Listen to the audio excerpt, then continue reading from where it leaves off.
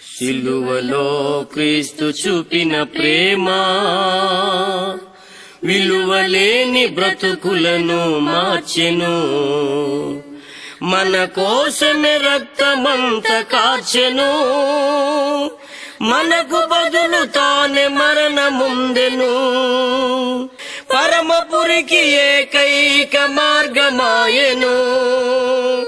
మృత్యుంజయుడు సజీవుడు యేసుక్రీస్తు అందరికీ ప్రభువు. సిలువలో క్రీస్తు చూపిన ప్రేమ విలువలేని బ్రతుకులను మార్చెను. మన కోసమే రక్తమంత కార్చెను. సమాధిలో నుండి తిరిగి లేచెను. పరమపురికి ఏకైక మార్గమాయెను. మీ అందరికీ నా హృదయపూర్వకమైన వందనాలండి. సత్యమార్గం ద్వారా దేవుని వాక్యం వింటున్న మీ అందరికి కూడా నా హృదయపూర్వక వందనాలు పేరు పేరున నేను తెలియపరుస్తూ ఉన్నాను. దేవుడు గొప్ప దేవుడు అయినాడు. జగత్ పునాది వేయబడక మునిపే ప్రేమశాత యేసుక్రీస్తులో మనందరినీ కూడా ఏర్పాటు చేసుకున్న దేవునికి మన కృతజ్ఞతలు తెలియవలసిన బద్దులమై ఉన్నాము అన్నటువంటి విషయాన్ని మనం గమనించాలి. మనం గమనించినట్లయితే సహోదర ప్రేమ అన్నటువంటి సబ్జెక్ట్ అండి. సహోదర ప్రేమ ఏ విధంగా ఉంటుంది, సహోదర ప్రేమ అన్నది దేవుడు ఏ విధంగా తెలియపరిచాడు అన్నటువంటి విషయాన్ని మనం గమనించుకుందాం.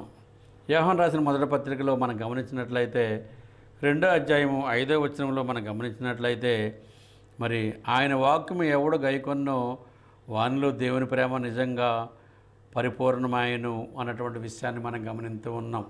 అంటే ఆయన వాక్యము ఎవడు గైకొన్నో వానిలో దేవుని ప్రేమ నిజంగా పరిపూర్ణమయ్యను అన్నటువంటి విషయాన్ని మనం గమనిస్తాం. దేవుని ప్రేమ పరిపూర్ణంగా ఉంటుంది అన్నటువంటి విషయాన్ని మనం గమనిస్తూ ఉన్నాం. అదే యోహాను రాసిన పత్రిక మొదటి పత్రిక 4:16లో మనం గమనించినట్లయితే మన ఎడల దేవునికి ఉన్న ప్రేమను మనం ఎరిగిన వారి మీద నమ్ముకొని ఉన్నాము. దేవుడు ప్రేమాస్వరూపి అయి ఉన్నాడు. ప్రేమ యందు నిలిచుండేవాడు దేవుని యందు నిలిచున్నాడు, దేవుడు వాని యందు నిలిచున్నాడు అన్నటువంటి విషయాన్ని మనం గమనిస్తూ ఉన్నాం. మనం ప్రేమ కలిగి జీవించాలి. క్రైస్తవులు అనగా అసూయ కలిగి కక్ష కలిగి ఉండడానికి వీలు లేదని మరి యోహాను భక్తుడు మనం తెలియపరుస్తున్నట్లుగా మనం గమనిస్తూ ఉన్నాం. మన ఎడల దేవునికి ఉన్న ప్రేమను మనం ఎరిగిన వారి మీద దాన్ని నమ్ముకొని ఉన్నాము. దేవుడు ప్రేమ స్వరూపే ఉన్నాడు. ప్రేమ యందు నిలిచిండువాడు దేవుని యందు నిలిచున్నాడు, దేవుడు వాని యందు నిలిచి ఉన్నాడు అన్నటువంటి విషయాన్ని మనం ప్రేమ కలిగి ఉన్నట్లయితే దేవుడు మన యందు నిలిచి ఉంటాడు అన్నటువంటి విషయాన్ని మనం గమనించాలి. ప్రేమ చాలా అమూల్యమైనదండి. ప్రేమ దేవుని దగ్గర తీసుకెళ్ళేది. ప్రేమ మరి దేవుని యందు ఉన్నది. ప్రేమ కలిగి ఉన్నట్లయితే దేవుడు మన యందు ఉంటాడు అన్నటువంటి లేఖనాలను మనం ఇప్పుడు పరిశోధన చేస్తూ ఉన్నాం. అదే యోహాను రాసిన మొదటి పత్రిక 4:20-21 చూసినట్లయితే ఎవడైనా నేను దేవుని ప్రేమిస్తున్నానని చెప్పి తన సహోదరుని దేశించిన ఎడల అతడు అబద్ధకుడును, తను చూసిన తన సహోదరుని ప్రేమింపని వాడు తను చూడని దేవుణ్ణి ప్రేమింపలేడు అన్నటువంటి విషయాన్ని మనం గమనిస్తూ ఉన్నాం. కనపడి సహోదరుని ప్రేమించిన వాడు కనపడిన దేవుణ్ణి ప్రేమించలేడు అని మరి దైవ గ్రంథం మనం సెలవిస్తూ ఉన్నది. మరి 20వ వచనంలో మనం గమనిస్తూ ఉన్నాం. 21లో మనం గమనించినట్లయితే దేవుని ప్రేమించేవాడు తన సహోదరుని కూడా ప్రేమింపవలన ఆజ్ఞ మనం ఆయన వలన పొంది ఉన్నాం. ఆయన అంటే ఎవరో దేవుని వలన మనం పొంది ఉన్నాము అన్నటువంటి విషయాన్ని మనం గమనించాలి. సహోదర ప్రేమ కలిగి ఉండాలి. సహోదర ప్రేమ హెడ్డింగ్ సహోదర ప్రేమ కలిగి ఉన్నట్లయితే దేవుని యందు ఉన్నట్లు అన్నటువంటి విషయాన్ని మనం గమనించాలి. అన్ని విషయాల్లో కరెక్ట్గా ఉంటారు కానీ సహోదర ప్రేమ విషయంలో మాత్రం కరెక్ట్గా ఉండరు కొంతమంది అన్నటువంటి విషయాన్ని మనం గమనిస్తున్నాం. సహోదర ప్రేమ అమూల్యమైనది. సహోదర ప్రేమ విలువైనది. సహోదర ప్రేమ దేవుని దగ్గర నడిపించేది. సహోదర ప్రేమ నిత్య జీవనానికి నడిపించేది. ఈ విషయాన్ని మనం గమనించాలి. సహోదర ప్రేమ గొప్పది అన్నటువంటి విషయాన్ని మనం గమనిస్తూ ఉన్నాం. అదే యోహాను రాసిన మొదటి పత్రిక 5వ అధ్యాయము 2వ వచనాన్ని మనం చదువుకుందాం. మనం దేవుని ప్రేమించున్నామనే ఆజ్ఞ నెరవేర్చువారమైతమా దేవుని పిల్లలను ప్రేమించుచున్నామని దాని వలనే ఎరుగుదుము అన్నటువంటి విషయాన్ని మనం గమనిస్తూ ఉన్నాం. అంటే మనం దేవుణ్ణి ఎరిగిన వారమై ఉన్నామంటే ప్రేమ కలిగి ఉండవలసిన అవసరత ఉందన్నటువంటి విషయాన్ని మనం మర్చిపోవడానికి వీల్లేదు. ప్రేమ అని యోహాను రాసిన పత్రికలో ఆయన మాట్లాడుతూ ఉన్నాడు. మనం ప్రేమ కలిగి జీవించాలి. మనం దేవుని ప్రేమిస్తున్నామంటే ప్రతి వారు కూడా ప్రేమ కలిగి జీవించవలసిన అవసరం ఉందన్నటువంటి విషయాన్ని మర్చిపోవడానికి వీల్లేదు. అదే యోహాను రాసిన పత్రిక 1వ పత్రిక 3వ అధ్యాయము 23-24 చదువుకుందాం.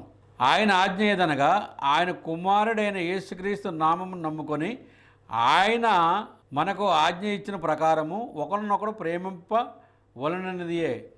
ఆయన ఆజ్ఞలను గైకొన్నవాడు ఆయన యందు నిలిచి ఉండును, ఆయన వాని యందు నిలిచి ఉండును. ఆయన మన యందు నిలిచి ఉన్నాడని ఆయన మనకు అనుగ్రహించిన ఆత్మ మూలంగా తెలుసుకొని ఉన్నాము అన్నటువంటి విషయాన్ని మనం గమనించాలి. అంటే మనం ప్రేమ కలిగి జీవించవలసిన అవసరత ఉందన్నటువంటి విషయాన్ని మనం మర్చిపోవడానికి వీల్లేదు. అదే ఆయన తెలియపరుస్తున్నాడు అన్నటువంటి విషయాన్ని మనం గమనించాలి. యోహాను రాసిన మొదటి పత్రిక 5వ అధ్యాయము 12వ వచనాన్ని మనం చదువుకుందామండి. దేవుని కుమారుని అంగీకరించిన వాడు జీవం గలవాడు, దేవుని కుమారుని అంగీకరించిన వాడు జీవం లేనివాడు అన్నటువంటి విషయాన్ని మనం గమనిస్తున్నాం. అంటే మరి దేవుని కుమారుని అంగీకరించినట్లయితే జీవం గలవారు, దేవుని కుమారుని అంగీకరింపలేనట్లయితే జీవము లేనివారము అన్నటువంటి విషయాన్ని మనం ప్రతి ఒక్కరు కూడా మనం గమనించవలసిన అవసరం ఉంది. దేవుడు అదే కోరుకుంటున్నాడు అన్నటువంటి విషయాన్ని మనం గమనించాలి. అందుకని మనం గమనించినట్లయితే 2వ అధ్యాయం యోహాను రాసిన మొదటి పత్రిక 2వ అధ్యాయము 10వ వచనం, తన సహోదరుని ప్రేమించేవాడు వెలుగులో ఉన్నవాడు, అతని యందు అభ్యంతరకారణం ఏదీ లేదు. తన సహోదరిని ద్వేషించేవాడు చీకటిలో ఉండి చీకటిలోనే నడుచున్నాడు, చీకటి అతని కన్నులకు గుడ్డితనం కలగజేసిన కనుక తను ఎక్కడ పోవుచుండునో అతనికి తెలియదు అన్నటువంటి విషయాన్ని మనం గమనిస్తున్నాం. ఇక్కడ చీకటి వెలుగు రెండు, చీకటి సంబంధులు వెలుగు సంబంధులు అన్నటువంటి విషయాన్ని మనం గమనించాలి. దేవుని యందు భయభక్తులు కలిగి ఉండవలసిన అవసరం ఉందన్నటువంటి విషయాన్ని మనం గమనించాలి. ఆయన ఆజ్ఞలను మనం కనుక్కొని ఆయన ప్రేమించిన బద్దులమై ఉన్నాము అన్నటువంటి విషయాన్ని మనం మర్చిపోవడానికి వీల్లేదన్నటువంటి విషయాన్ని మనం గమనించాలి. మనం ఆయన్ని ప్రేమించాలి, ఈ విషయాన్ని మనం మర్చిపోకూడదు. అదే 3వ అధ్యాయము 14వ వచనాన్ని మనం చదువుకుందాం. యోహాను రాసిన పత్రిక 3వ అధ్యాయం 14వ వచనం, మనం సహోదరుని ప్రేమించున్నాము కనుక మరణంలో నుండి జీవంలోనికి దాటి ఉన్నామని ఎరుగుదాం. ప్రేమ లేనివాడు మరణం ముందు నిలిచి ఉన్నాడు. తన సహోదరుని దేశించేవాడు నరహంతకుడు. ఏ నరహంతకుని అందును నిత్యజీవం ఉండదని మీరు ఎరుగుదురు అన్నటువంటి విషయాన్ని మనం గమనిస్తూ ఉన్నాం. అంటే సహోదరుని మనం ప్రేమించవలసిన బద్దులమై ఉన్నాము అన్నటువంటి విషయాన్ని మనం గమనించాలి. సహోదరుని ప్రేమించిన వాడు నరహ అంతకుడు అన్నటువంటి విషయాన్ని మనం గమనిస్తూ ఉన్నాం. ఆ విధంగా జీవించడానికి వీల్లేదు. దేవుడు ప్రేమాస్వరూపి అన్నటువంటి విషయాన్ని మనం గమనిస్తూ ఉన్నాం. దేవుడు ఎవరండి? ప్రేమాస్వరూపి. ప్రేమ యందు నిలిచినవాడు దేవుని యందు నిలిచి ఉన్నాడు అన్నటువంటి విషయాన్ని మనం గమనిస్తూ ఉన్నాం. అంటే దేవుడు ప్రేమాస్వరూపి ఉన్నాడు. ప్రేమ యందు నిలిచి ఉండేవాడు దేవుని యందు నిలిచి ఉన్నాడు, దేవుడు వాని యందు నిలిచి ఉన్నాడు అన్నటువంటి విషయాన్ని మనం మర్చిపోవడానికి వీల్లేదు. మనం గమనించినట్లయితే యోహాను రాసిన మొదటి పత్రిక 4:10, మనం దేవుని ప్రేమిస్తున్నామని కాదు తానే మనల్ని ప్రేమించి మన పాపములకు ప్రాయశ్చిత్తముండుటకు తన కుమారుని పంపెను, ఇందులో ప్రేమ ఉన్నది అన్నటువంటి విషయాన్ని మనం గమనిస్తూ ఉన్నాం. అందుకని మనం ప్రేమ కలిగి జీవించాలి, సహోదర ప్రేమ కలిగి జీవించాలి. కీర్తన గ్రంథము 133 అధ్యాయము 1వ వచనంలో మనం గమనించినట్లయితే సహోదరుల ఐక్యత కలిగినటువంటి మేలు ఎంత మనోహరము అన్నటువంటి విషయాన్ని మనం గమనిస్తున్నాం. ఎంత మేలు ఎంత మనోహరము అన్నటువంటి విషయాన్ని మనం గమనిస్తున్నాం. మనమందరం కూడా సహోదర ప్రేమ కలిగి ఉండవలసిన అవసరం ఉంది. అప్పుడే దేవుడు మన యందు ఉంటాడంట, మనం దేవుని యందు ఉంటాము అన్నటువంటి విషయాన్ని మనం గమనించాలి. దేవుడు అదే తెలియపరుస్తున్నాడు. ఎవడ దేవుని ప్రేమించున్నానని చెప్పి తన సహోదరుని దేశించినలా అతడు అబద్ధకుడును, తాను చూసిన తన సహోదరుని ప్రేమింపవాడు తాను చూడని దేవుని ప్రేమింపలేడు. దేవుని ప్రేమించువాడు తన సహోదరుని కూడా ప్రేమింపవలనని ఆజ్ఞ మనం ఆయన వలన పొంది ఉన్నాము అన్నటువంటి విషయాన్ని మరి యోహాను రాసిన మొదటి పత్రిక 4 మనం గమనిస్తూ ఉన్నాం 21లో. ఆ విధంగా మనం జీవించాలి. ఆయన చిత్తానుసారంగా మనం జీవించవలసిన బద్దులమై ఉన్నాం. ప్రేమ కలిగి జీవించవలసిన అవసరం ఉంది. శ్రద్ధగా అయినందుకు మీ అందరికి కూడా నా హృదయపూర్వకమైన వందనాలు నేను తెలియపరుస్తూ ఉన్నాను. ప్రార్థన చేసుకుందామండి. ప్రియా పరలోకన తండ్రి, మీరు గొప్ప దేవుడు, నీతిమంతుడు, యథార్థమంతుడైనా మీకు అసాధ్యమైనది ఏదీ లేదు. సమస్తం మీకు సాధ్యం కనుక మీ చిత్తాంతరం నడిపిస్తున్న విధానం పట్ల మీ కృతజ్ఞతలు చెల్లిస్తున్నాం. దేవుని ప్రేమిస్తులో మేము ఇంతవరకు లేఖనాలను మేము పరిశోధన చేసాం. సహోదర ప్రేమిస్తులో మీరు చేస్తున్న మేలు పట్ల మీ కృతజ్ఞతలు చెల్లిస్తున్నాం. ఎందరికో లేనండి భాగ్యాన్ని మాకు ఇచ్చారు. ఆ భాగ్యంలో మేము కొనసాగిస్తుండగా మీ చిత్తాంతరంగా మీ వాక్యానుసారంగా కొనసాగే భాగ్యం మాకు దయచేస్తున్న విధానం పట్ల మీ కృతజ్ఞతలు చెల్లిస్తున్నాం. కనిపించే సహోదరుని ప్రేమించిన వాడు కనపడిన దేవుని ఎలా ప్రేమించగలడని మీ లేఖనం సెలవిస్తుంది కనుక మీ లేఖనాలను మేము పరిశోధన చేసి మీ వాక్యానుసారంగా జీవించే భాగ్యాన్ని మా అందరికి కూడా దయచేస్తున్న విధానం పట్ల మీ కృతజ్ఞతలు చెల్లిస్తున్నాం. అదే తండ్రి, ఇంతవరకు మరి సహోదరులు ఎంతో ప్రేమ కలిగి ఈ వాక్యం నేను బోధించడానికి సహాయం చేసినటువంటి సహోదరులు ఛానల్ వారిని బట్టి నేను కృతజ్ఞతలు తెలియపరుస్తున్నాం. వాళ్ళ కుటుంబాన్ని దీవించండి, ఆశీర్వదించండి. వారికి కావాల్సిన ప్రతి ఒక్క మేలుని మీరు దయచేయమని ప్రార్థన చేస్తున్నాం. ఏ లోటు కలిగి ఉన్నారో సమస్త వెలిగిన దేవుడు మీరు మీ కృతజ్ఞతలు చెల్లిస్తున్నాం. అదేవిధంగా ఆయన పరిసర అంతట్లో మీరే ఉండండి. ఎంతో దూరం ప్రయాసపడేస్తుండగా మరి సంఘాన్ని మీరు ఏర్పాటు చేశారు. మీ కృతజ్ఞతలు. అనేకులు రావడానికి మీరు సహాయం చేయమని ప్రార్థన చేస్తున్నాం. అదేవిధంగా రవాణా గారిని కూడా దీవించండి, ఆశీర్వదించండి. పరిసర అంతట్లో మీరు ఉండండి. ఆయన చేస్తున్న ప్రతి ఒక్క పనిలో మీరు తోడు నడకుండా నడిపించమని ప్రార్థన చేస్తున్నాం.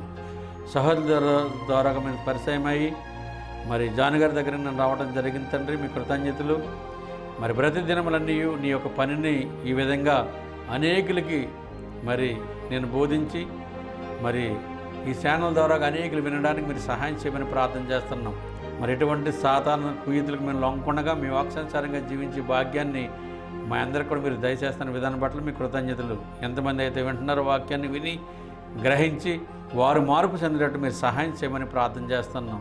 అదే కాకుండా మరి మీ చిత్తం ఏమైందో అది చేకూర్చి గొప్ప దేవుడు కనుక మీ కృతజ్ఞతలు చెల్లిస్తున్నాం. అలాగనే అనేకమైనటువంటి వాక్యాలు మేము బోధించడానికి మీరు సహాయం చేయమని మరి ముందున్న సమయం అంతట్లో మీరే ఘనత ప్రభావాలు పొందమని మాకు మేము తగ్గించుకుని మిమ్మల్ని ఇచ్చినట్టు మీరు సహాయం చేయమని ఈ ప్రార్థన విన్నపంలో మీ పాదశను చేర్చుకుంటారని క్రీస్తు నామమున నడుకుని ప్రార్థన చేస్తున్నాం తండ్రి. ఆమెన్. మీ అందరికి కూడా నా హృదయపూర్వకమైన వందనాలు నేను తెలియపరుస్తూ ఉన్నాను.